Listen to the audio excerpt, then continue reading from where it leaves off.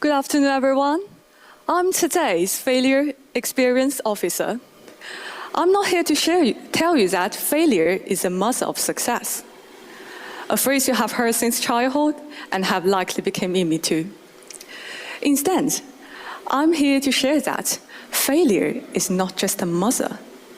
It is also that a particularly nagging auntie next door who knocks on your door for every day to remind you, hey, you messed up again. The human brain is intelligent.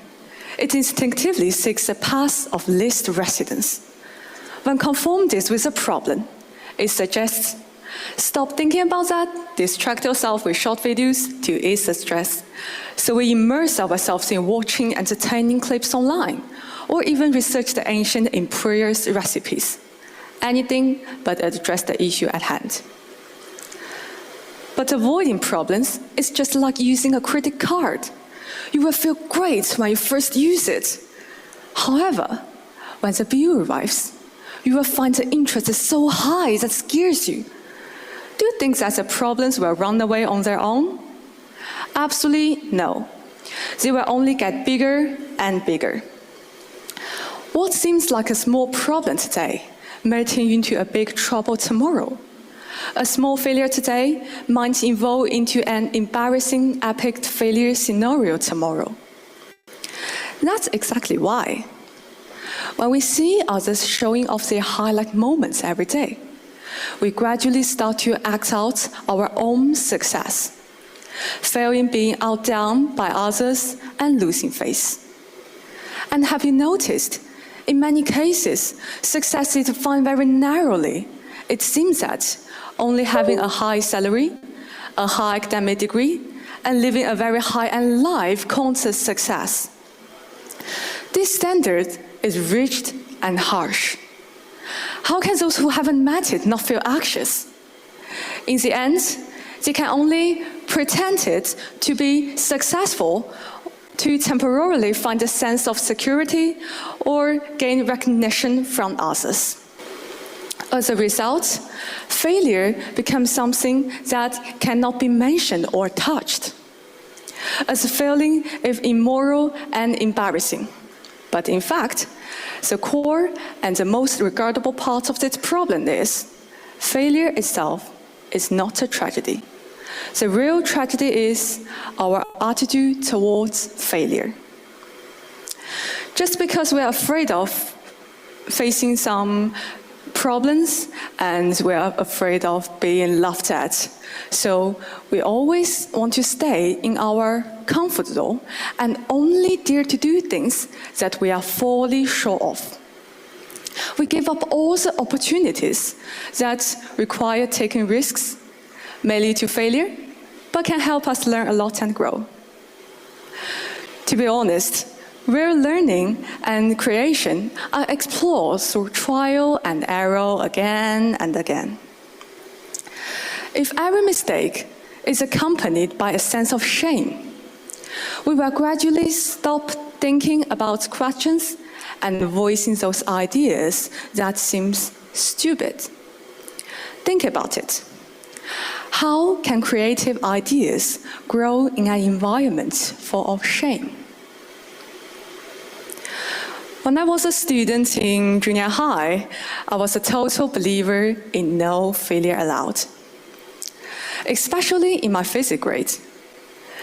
At that time, my physics teacher was also the principal of our school, which meant the physics grades of our class had to be perfect, and we cannot fall behind. So for me, every time I got a high score, I didn't feel relaxed at all. Instead, it was like adding another debt to my Destiny account. And I always afraid that if I made even one mistake next time, all my efforts in the past would fall apart. So for me, the growth spectrum, it was like a handicrafted plate of glass. It was bright and beautiful. But actually, it was supported by others' opinions, and it would be break with just one fall. During the mock physics exam in my maybe 8th grade, I missed a high score when I was thinking about one question. When I walked out of the classroom, I thought the sky was going to fall. But when I looked up, nothing had changed. I just stood there for a long time waiting for others to blame me and a sense of shame to engulf me. However, after waiting for a long time, nothing happened. The wind still blows the tree leaves, and my classmates still walk to the cafeteria, chatting and laughing.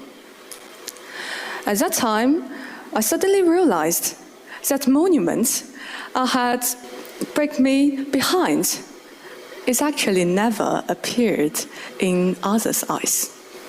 So for now, I still work hard for every exam, but I know that my mindset is completely different from before.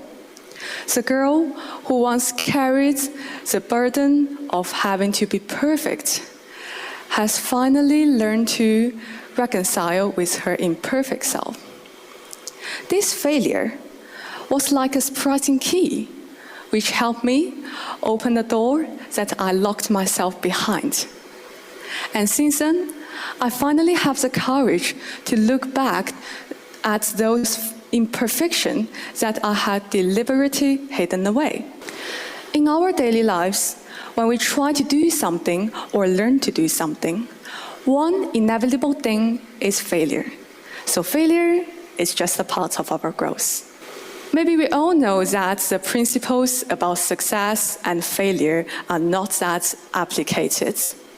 But many times we follow the footsteps of the majority, and we forget to listen what our hearts really want. Didn't Roman Rowan say, "There is only one heroism in the world, to see the world it is and still love it." I'm not here as a life coach for today, but simply to share a truth that took me years to understand. The problems you try to avoid and the failures you fear are actually here to help you. In the end, you will finally find that. In your life, this looks like failure is just a part of your learning and your growing. So, starting from today, let's try to change. Do not rush to watch short videos when you see a problem. And don't say, "I will handle it tomorrow," as soon as you face difficulties. Try to replace "I'm afraid to fail" with "I want to try. What if this works out?" And replace "I messed up" with "so this way doesn't work. Now I know how to change it next time." You need to know that life is not an exam who is the no mistakes allowed, but the more mistakes you made, the more skills you become. And finally, you will find that those failures you are so scared and that you want to run away have long become the most valuable innovation pushing you forward. Do not conceal failure as a scar, but regard it as a whetstone. Let courage be the fire that tempers every setback into your sharpest blade. Thank you.